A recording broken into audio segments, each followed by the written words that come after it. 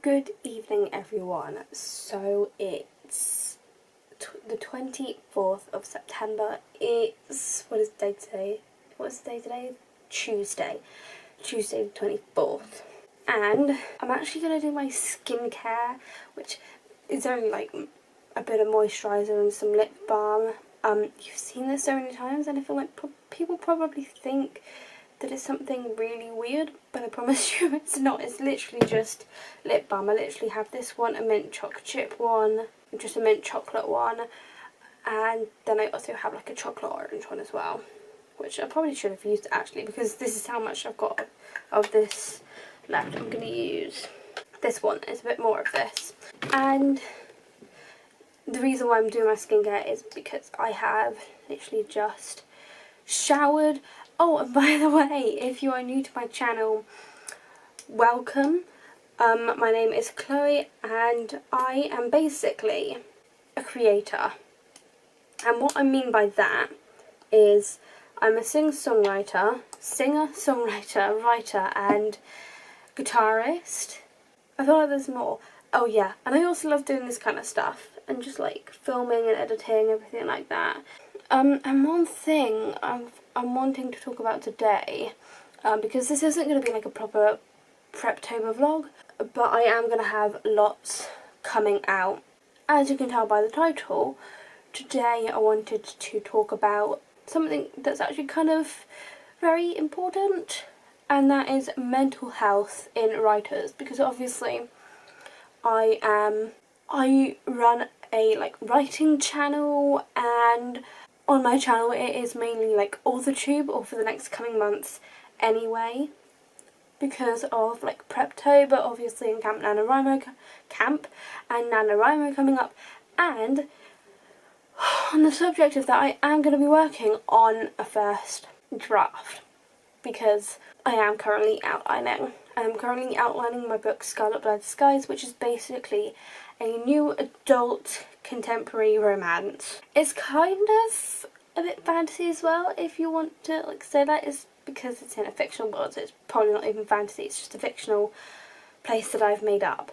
But the actual thing, mental health in writers, I don't know like how many people have actually talked about this. I know Kim Chance has, and I know she's kind of like currently on hiatus or something like that. I think Adele Marie has talked about it, kind of. I can't really think of many people off the top of my head, but if I looked I probably could find a bunch. And I want to be one of those people that do talk about it, because it is an important thing, and it's important to like take care of yourself and do your self-care days, or if you can't do self-care days, taking a few hours just to do some self-care is just as important. If you have a busy schedule, it's definitely good to like schedule in some self-care like once a week, maybe even twice a week if you're that fortunate on time, which I am not, because if you didn't know, I go to college 4 days a week from Monday to Thursday, and then I have work on Fridays and Sundays, and then Saturdays are my days off. So those are the days that will be my most likely days that I do my self-care. And the thing with mental health in writers is that I guess it's just, there's a lot with it, because a lot of writers feel like that if they're not writing, they feel like they should be, and sometimes it really isn't the case, because a lot of like writers on AuthorTube, mainly all of them, have other priorities. Like me, I just said that I go to college 4 days a week, and then I work another 2 days, that's 6 days, so I only really have like 1 day to do like a bunch of my work, and sometimes that day I spend with my boyfriend. I just feel like a lot of writers, like when they're not writing, they definitely feel guilty for not writing, and when it comes to mental health, I feel like a lot of people, not just, well, I say people, I mean like writers, I'm not excluding the fact that other people do like have mental health issues, but writers specifically is kind of like the whole general thing I'm on about here. And I think with writers, it's like we don't really know when to stop. And Rayleigh Bradshaw was also, she did a writing vlog the other week, I want to say, like last week or something like that, where she was talking about like she's moving around so much that she's not really able to focus on writing. And I guess kind of like the whole purpose of this like talk, sit down vlog type thing is to say that it's okay to have other priorities as a writer, because we're not just writers, are we? Sometimes we're girlfriends, wives, you know, we're employed in an actual job. I'm gonna get so much hate for saying that now, like saying an actual job. Don't get me wrong, I do think that writing is like an actual job. I just mean like being in a company, company I guess, and like working for a company, because like most people do, don't they, or working in a shop, things like. I guess the whole purpose of this is to just say that it's okay to have other priorities, and if those priorities take the front seat, let them. Because another thing that I found, because I was just saying with like finding time to write, because like I normally have a full week. This Saturday I'm lucky that my boyfriend is working and I'm not, so I have loads of time to get stuff done. I've also been like calendar blocking, because like when you calendar block you can see the gaps in the days where you can be working on either YouTube or writing, working on your book in general, doing other YouTube bits like editing videos, filming, things like that. When you calendar block, it just makes everything so much easier to see where you do have the time.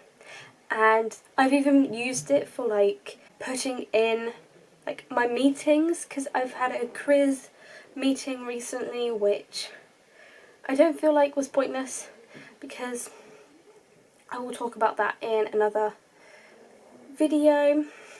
It was useful for remembering like meetings as well.